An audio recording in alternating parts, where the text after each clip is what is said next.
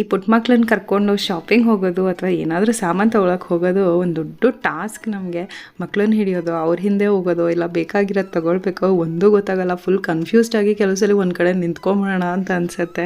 ಇಷ್ಟು ದಿನ ಶಾಪಿಂಗ್ಗೆ ಅಂತ ಹೋದಾಗ ಅಥವಾ ಮನೆ ದಿನಸಿ ಸಾಮಾನು ತೊಗೊಂಡು ಬರೋಕ್ಕೆ ಅಂತ ಹೋದಾಗ ಅಪ್ಪ ಯಾವಾಗಪ್ಪ ಮುಗಿಸ್ಬಿಟ್ಟು ಬೇಗ ಹೋಗ್ಬಿಡ್ತೀವಿ ಅಂತ ಅನ್ನಿಸ್ತಾ ಇತ್ತು. ಆದರೆ ಈ ಸಲ ತುಂಬ ಚೆನ್ನಾಗಿತ್ತು. ಗುಂಡಣ್ಣ ಸಮನ್ವಿ ಇಬ್ಬರು ತುಂಬ ಒಳ್ಳೆ ಮಕ್ಕಳಾಗಿದ್ದರು. ಅದರಲ್ಲೂ ನಮ್ಮ ಗುಂಡಣ್ಣ ಎಲ್ಲರೂ ತೆಗೆದು ಹಾಕ್ಕೊಳ್ತಿದ್ದೀವಿ ಅಂತ ಹೇಳಿ ಅವನು ಕೂಡ ಸಾಮಾನೆಲ್ಲ ಹೋಗೋದು ತೊಗೊಂಡು ಬರೋದು, ಗೊತ್ತಿಲ್ವ ಬೇಕೋ ಬೇಡವೋ ಎಲ್ಲದನ್ನು ತೊಗೊಂಡ್ಬಂದು ನನ್ನ ಕೈಗೆ ಕೊಡ್ತಾ ಇದ್ದ.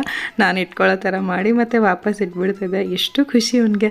ನಾನು ಹೋಗಬೇಕು, ಅಮ್ಮಂಗೆ ಹೆಲ್ಪ್ ಮಾಡಬೇಕು, ಏನೋ ಒಂದು ತೊಗೊಂಡು ಬಾಸ್ಕೆಟಲ್ಲಿ ಹಾಕಬೇಕು ಅನ್ನೋದು ಅವನ ಮನಸ್ಸಿನ ಭಾವನೆ. ಫಾರ್ ದ ಫಸ್ಟ್ ಟೈಮ್ ನಾನು ಅವನು ಇಬ್ಬರು ಈ ಸಲ ಶಾಪಿಂಗ್ನ ಎಂಜಾಯ್ ಮಾಡಿದ್ವಿ ಅಂತಲೇ ಹೇಳ್ಬೋದು. ಈ ಕ್ಯೂಟ್ ಮೂಮೆಂಟ್ಸ್ ಎಲ್ಲ ನಾನು ತುಂಬ ಚೆರಿಷ್ ಮಾಡ್ತೀನಿ. ದೊಡ್ಡವರಾದ್ಮೇಲೆ ಮಕ್ಕಳು ಖಂಡಿತವಾಗ್ಲೂ ಬದಲಾಗ್ತಾರೆ. ಆದರೆ ಈ ಥರ ಪುಟ್ಟ ಮಕ್ಕಳಿದ್ದಾಗ ಅವ್ರು ಮಾಡೋ ತುಂಟಾಟ ನೋಡಿ ಮನಸ್ಸಂತೂ ತುಂಬಾ ಖುಷಿ ಪಡುತ್ತೆ.